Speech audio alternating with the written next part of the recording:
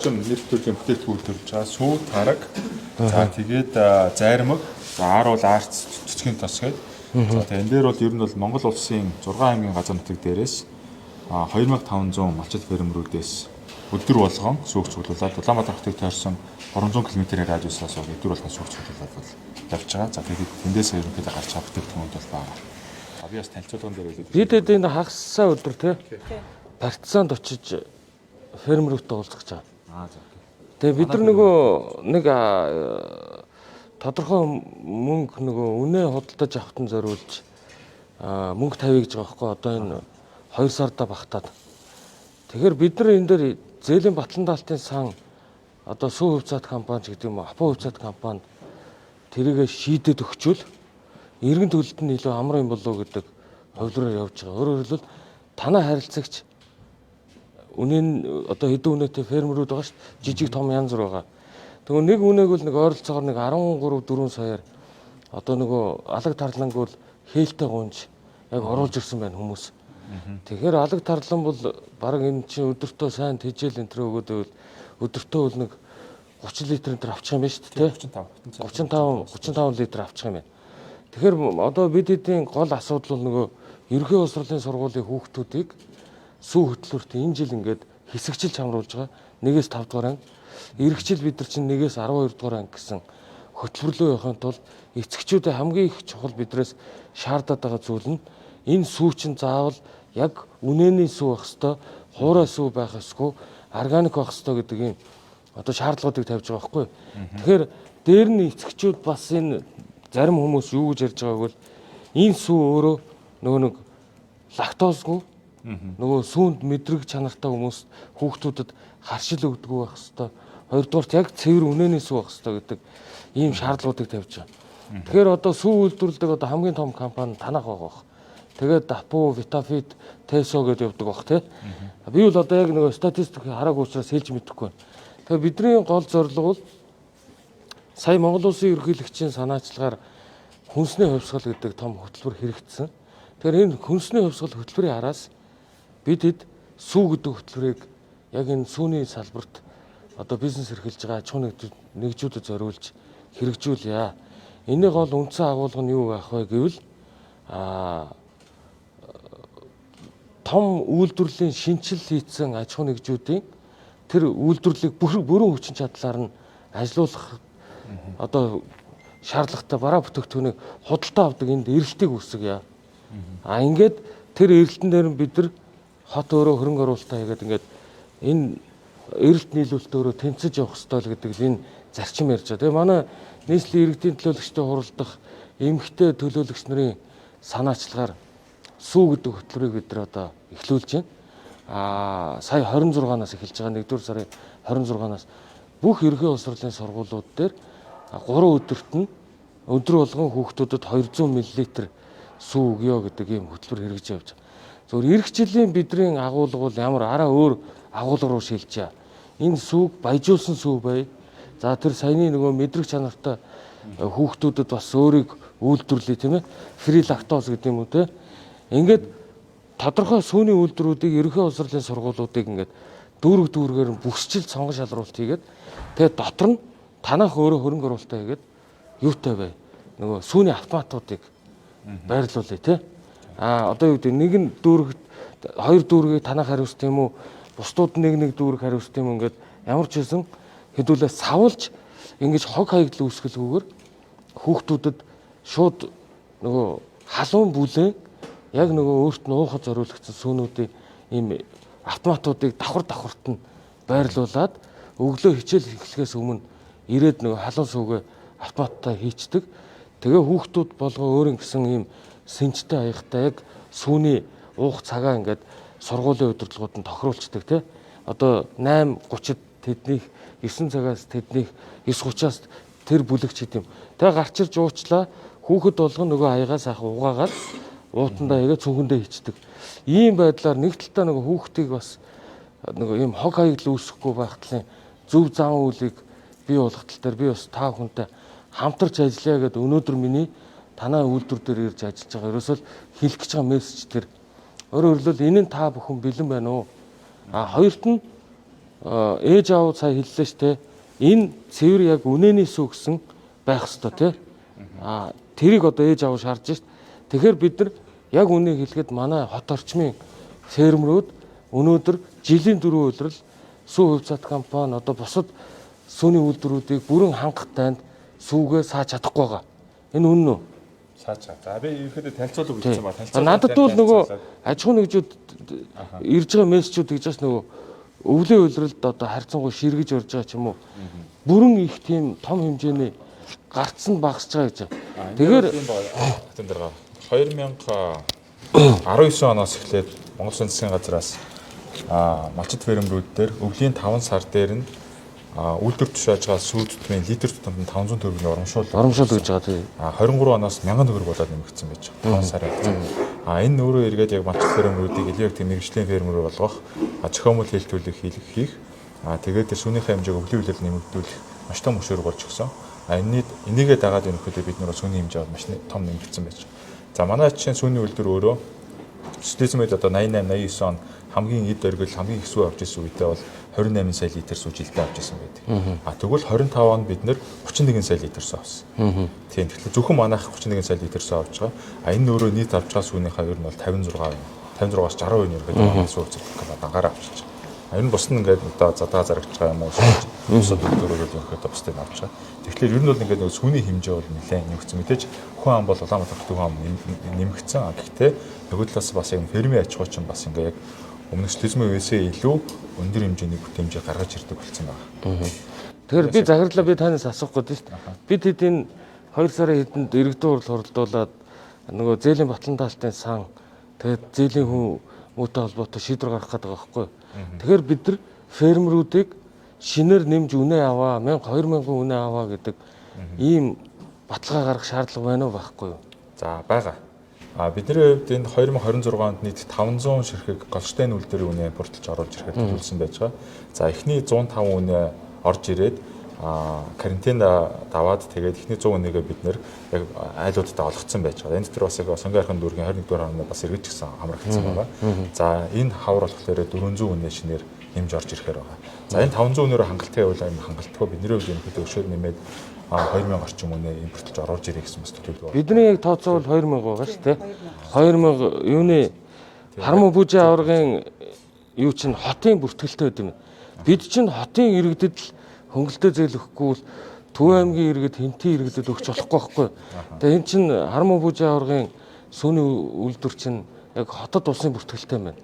За тэгээд тэднийхийг оролцуулаад ингээ партизан, зачуурт энэ чиглэлийн урагшаа эмээл чиглэлд бас цөөн айлууд байгаа бох тий. Эдгээр айлуудад нийлээд бид нар 2000 үнэний Холштейн үнэний одоо хөнгөлтөө тийм нөхцөлийн зээлийг олгоё гэдэг ийм шийдэл төрөд. Тэгэхээр 2000-аар нэмэгдэхдээ сүүний нийлүүлэлт бол маш ихээр нэмэгдэнэ гэж. Маш нэмэгдэнэ. Энэ өөр одоо яг манай Монгол үнэний гарц маань бол өдрийн нэг 10 юм 15 тонн ч юм уу тий. Тэр хавцаа бол байгаад байгаа. За тэнгууд яг үйлдвэр сайтай үнэнүүдийг оруулаад ирэхлээр юм чи өөрөө 25 35 литрийн өдөртөө өгнө гэдэг чинь өөрөө тухайн фермийн өдрийн үйл ажиллагааны бүтээмжээр 2-3 дахин нэмэгдэж. Тэр нөгөө нэг Франц үйлдвэрийн үнэ чи юу лээ? Голштейн. Монбелиард бол жоохон үнэтэй юм байна тийм үү? Холоос ирдэг тийм ээ. Тийм. Батуух чанар нь бол гайгүй юм байна тийм ээ. Ер нь манад бол хамгийн ойрхон хямдхан үнэ бол алаг тарлан буюу Холштейнийг бид нар судлаад байгаа шүү тийм байгаа. Холштейнийг авъя гэж ярьж байгаа. Ер нь яг сүүний үйлдвэр дотор Холштейн бол өөрөө дэлхийд шалгарсан үйлдвэр. Нийт идж байгаа тэжээлийнхаа 85% ерөнхийдөө сүү болгодог тийм одоо чадaltaй үйлдвэр байгаа. Ер нь бол сүүний чиглэлээр үйл ажиллагаа явуулж байгаа фермүүд ихэнх нь ерөнхийдөө Холштейнийг бол ашигладаг. За Монбелиардыг билээ нөгөө бэслэг чиглэлээр үйлдвэрүүд бол ашиглаад байгаа шүү. Таслаг чанар нь илүү тийм ээ. Тэгэнгүүт яг аль аль нь л давуу талтай. Хэрвээ яг нөгөө Голштейнийг сайн дижээгээ нөгөө зөв орчинд нь байлгаж чадахгүй бол бас тэр 35 литрийг бол авч чадахгүй.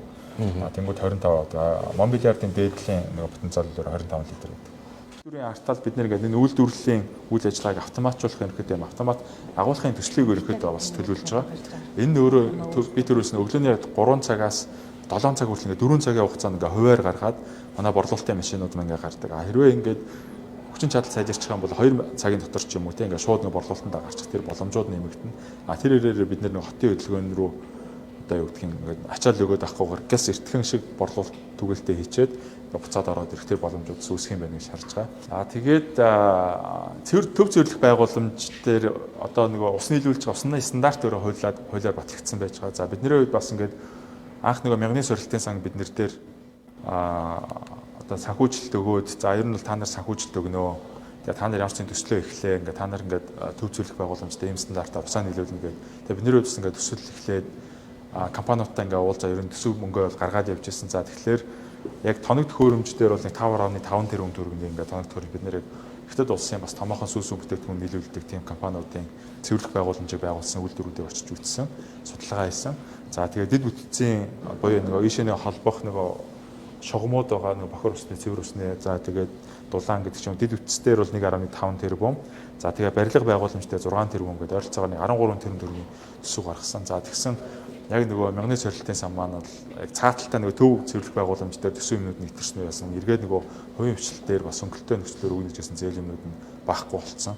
Тэгээд ингээд ирэхлээр бас одоо 13 тэрбум төгрөг гэдэг чинь хэрвээ бид нэр ингээд нэг 20%-аар энэ зээл авахлаар 2.6 тэрбум төгрөгийн одоо жилийн хүүгийн зардалтай юм ачаал одоо бид нэр дээр ирэх ийм эрсдэл үүсчихэд байгаа. Энэ дээр бас яг хотын зүгээс бас эргээд хөнгөлтэй зээлийн тэрнийг байж болох. Бидний хувьд яг нэг төслийнүүд нь бэлэн болохоор яг нээлттэй танилцуулаад яг тэр мөнгийг тэр үйлдвэрлэгчнэр лөө яг гүйцэтгэгчнэр лөө гарах нөхцөлтэйгээр баяр хүнсний өвсгөлийн зээл хэрхэн гарсантай адилхан нөхцлөөр гаргаад тэгээд бас шийдвэрлээ явуучих бас хүсэлтэй бол байгаа.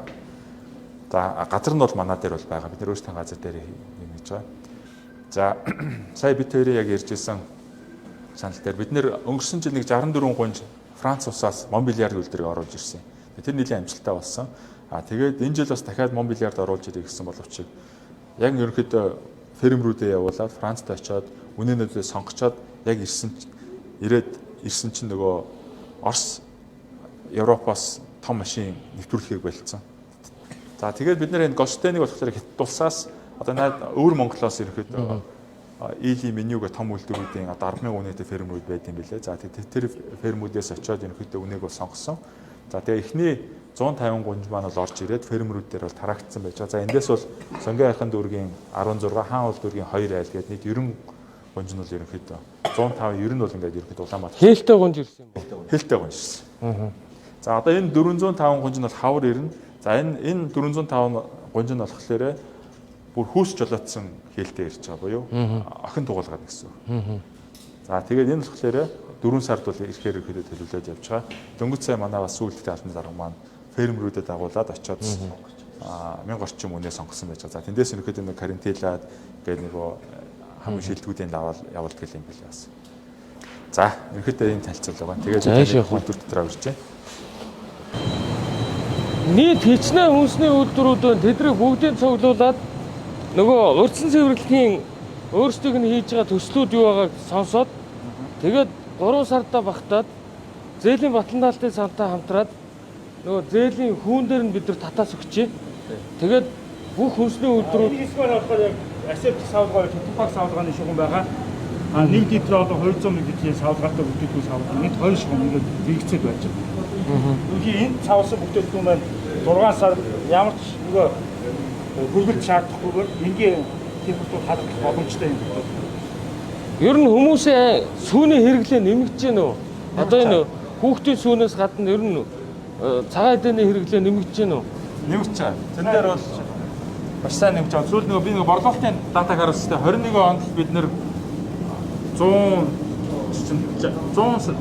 сая эстэй 101 сая эс. Тэгээд одоо ч ингээ 237 сая. Тэр мөнгө жил болгон 30-40% нэмэгдэлтэй борлуулалт өсөлтөд. хамгийн бага 30% нэмэгдэлтэй. Бидний 1-ээс 12 дугаар анги гэдэг эрхчлийн юу бол танай борлуулалтад бас баг чадгаа дэм болно үстэй. Тэгин. Сүүний хөдөлмөр Энэ зарим миний үйлдвэр хийсэн. шууд үнэгдэж ш тэ. Заримны үйлдвэр ихэд ачаал нь зундаа нэлийн ачаалтай ажиллана. Үйл хэрэглээ багасч чинь. Үйл хэрэглээ багасч. Тэнгүүд ингээд ихэд агуулхаасаа ихэд гараад явчихсан. Зуунаас нөгөө сүүн бүтээгдэхүүний хэрэглээ багасчин бид яаж энэ хатаах үйлдвэрээр хатаах тэгээд нөгөө арц зүтгэхийн тосоод нүүрс одоо хийшээ хийсэн нөгөө хүчин чадны Танаа үйлдвэрлэлийн хүчин чадал энэ үйлдвэр ашиглалтанд орсноор 400 тонн. хэдэн хувиар нэмэгдэж байна гэсэн үг? Хоёр дахин. Нэг дахин. Одоо хоёр дахин. 200 тонн байж байгаа 400 тонн. Оо за за. Сая тонн ш тийм ээ? Тий. 400 сая тонн үстэй.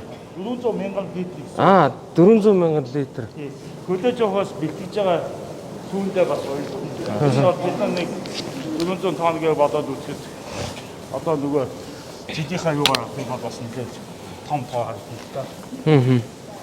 За энэ болохоор ерөнхийдөө бид нар холбооны фирмаас Гиаг компаниас сүүлийн тонн хүлж авчихсан. Одоо ухсалтын ажлыг ерөнхийдөө энд процессинг хэсэг явж байна. Энэ төхөөрөмжүүдийг ухсана. Тэг ерөнхийдөө гаднаас нөгөө мэдлэгнүүдээ бас өгцөн хийж байгаа. Барилгын ажилтнаа зэгцэж явж байгаа учраас. Барилгын ажлыг ерөнхийдөө бас нэлээд эчин хүчний хэмнэлцтэй хаягдлын усыг бас 3 янзаар хаягдл усаа ялгаж боловсруулалтанд оруулна. Хаягдл усны систем дээр бидний хувьд бол байгаль орчин нийлүүлэх тийм стандартын юун дээр ажиллаж ирсэн боловч бас стандарт сая нэг 2024 онд төв рүү нийлүүлэх усны стандарт өөрчлөгдсөн толботой бид төслийнхаа юу цаг үеийг бас жаахан хүмж байгаа.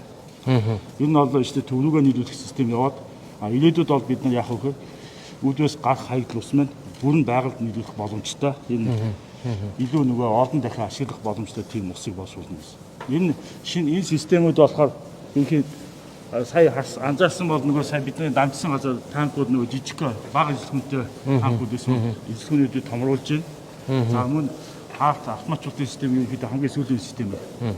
Энэ маань юу ерөнхийдөө угаалгах цэвэрлэгийн процессүүдийг багасгаж байгаа юм. Угаалгах цэвэрлэг маань өөрөө ус хэрэглэж байгаа, эрчим хүч хэрэглэж байгаа, химийн бодис хэрэглэж байгаа байгаль орчны хувьд бас нэлээд юутай багасгаж хамаагүй нөө бага эрчим хүчээр Бага усаар бага эрчим хүчээр эрчим хүчний хувьд мэдээж бидний хувьд нөгөө цахилгааны хувьд болоод уурын хангамжийн хувьд бас нэлээд том асуудалтай байдаг. Тэгээ аль болох нөгөө хамгийн сүүлийн технологиуд маань яг л энэ экономи байдлыг шийднэ гэдэг.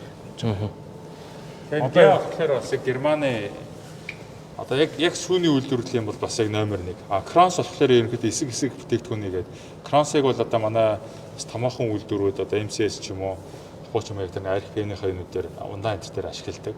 Тэгэхээр яг манай тарганы юм дээр бол яг Кронсыг бол ашиглаад явж байгаа. Одоо энэ хүнсний үйлдвэрүүд хэдүүлээ нэг санаатай нэг юутай зорилготой байхгүй бол энэ туулгаал чинь экологийн бүр сүрэлд очиж байна.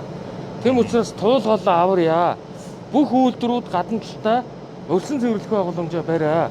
Энийг барихгүй бол бид нар хугацаа өгöd байгаа шүү дээ. 2028 оноос эхлээд үйлдвэрүүдийг одоо бохрыг бид нар хүлээж авахгүй гэдэг ийм хатуу шаардлага тавьж байгаа. Гэтэ нөгөө талдаа үйлдвэрүүд ингээд зээлийн хүүнээс хүүний хооронд одоо ингээд давчтаж явж байгаа дээр бид нар дэм үзүүлье.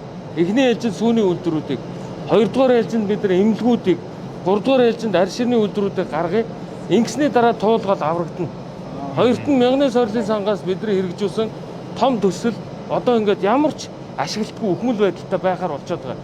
Өөрөөр хэлбэл саарл ус дахин боловсруулах технологийн ус гаргах үйлдвэр нь өөрөө цэвэрлэх боломжоос ирж байгаа ус нь өөрөө технологид нийцэхгүй байгаа учраас ингээд ийм асуудал үүсээд байгаа. Тэгэхээр би 3 дугаар сард багтаад бүх хүнсний үйлдвэрүүдийг бүгдийг нэг цуглуулж уулзаад зарим нь ингээд дундаа байж болно шүү дээ. Тийм үстэй зэрэгцээ үйлдвэрүүд өрсөн цэвэрлэхэд дундаа хийж болно. Энэ миний хэдүүлээ нэг тохиргоо хийж цагаан сарын дараа уулзалтууд хийгээд тэгээ туулгаалаа аврыг гэсэн ийм уриалгатай ийм хөтөлбөрөөр